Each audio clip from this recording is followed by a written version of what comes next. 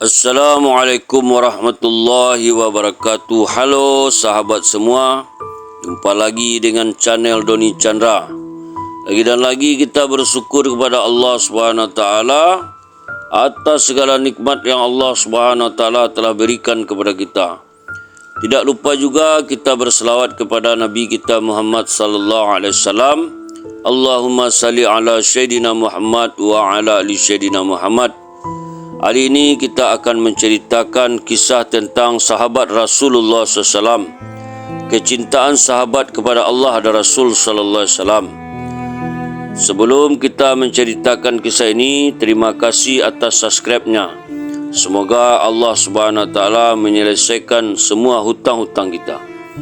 Kisah tentang Rasulullah Sallallahu Alaihi Wasallam melarang Khalid menyakiti hati para sahabat yang telah menyertai perang Badar dan melarang orang-orang untuk menyakiti hati Khalid.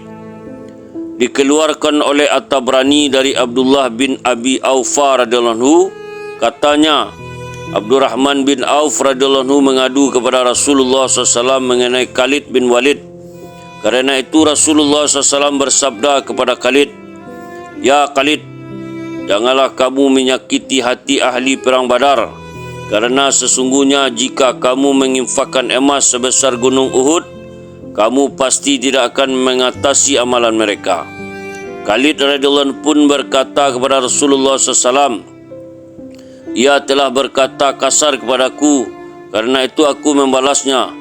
Maka Rasulullah SAW bersabda kepada Abdurrahman bin Auf radhiyallahu anhu, "Janganlah kamu menyakiti Khalid, karena sesungguhnya ia adalah pedang dari pedang-pedang Allah yang dihunus oleh Allah kepada orang-orang kafir."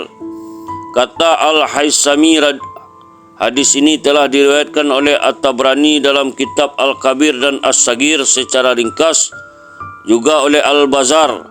Dikeluarkan juga oleh Ibnu Asakir dan Abu Ya'la dalam kitab Al-Kanz, juga dari Abdul Al-Bar dalam Al-Ittihab, riwayat dari Abdullah bin Abu Aufa radhiyallahu anhu seperti hadis di atas. Dalam riwayat Ibnu Asakir dari Al-Hasan dikatakan, suatu ketika Abdul Rahman bin Auf dan Khalid bin Walid bertengkar.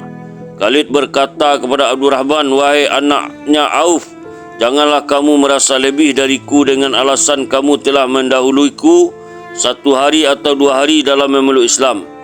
Pertengkaran mereka itu sampai ke pengetahuan Rasulullah SAW. Maka Rasulullah SAW memanggil mereka. Rasulullah SAW bersabda, "Tinggalkan sahabat-sahabatku ahli Badar demi dia yang memegang nyawaku. Sekiranya seorang dari kamu menginfakkan emas sebesar gunung Uhud, niscaya kamu tidak dapat menyamai dari setengahnya amalan mereka." Pertengkaran yang sama juga terjadi di antara Abdurrahman dan Zubair radhiyallahu anhu. Maka Khalid bin Walid radhiyallahu anhu melaporkan kejadian itu kepada Rasulullah SAW dengan berkata, "Ya Rasulullah, engkau telah mencegahku dari terjebak dalam pertengkaran dengan Abdurrahman. Kini Zubair pun mencaciku." Maka Rasulullah SAW bersabda, "Mereka semua adalah ahli Badar dan sebagian dari mereka lebih utama dari sebagian yang lain." Sebagaimana dalam Al-Kanz, dikeluarkan juga oleh Ahmad dari Anas radhiyallahu anhu seperti itu.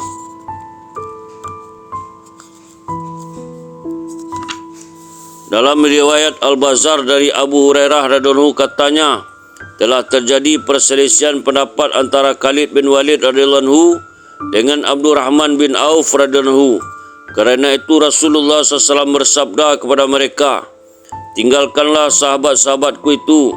Sekiranya salah seorang dari kamu menafkahkan emas sebesar gunung Uhud, kamu tidak akan dapat menyamai nafkah mereka di jalan Allah, walaupun 1 atau setengah mud dari nafkah mereka itu." Alhamdulillah, itulah kisah sahabat, kisah tentang kecintaan sahabat kepada Allah dan Rasulnya, dan nasihat Nabi sallallahu alaihi wasallam kepada orang-orang yang mengejek atau menghina ahli Badar. Kita tutup dengan doa. Subhanallah bihamdihi, subhanallah bihamdika, asyhadu an la ilaha illa anta, astaghfiruka wa atubu ilaik. Assalamualaikum warahmatullahi wabarakatuh.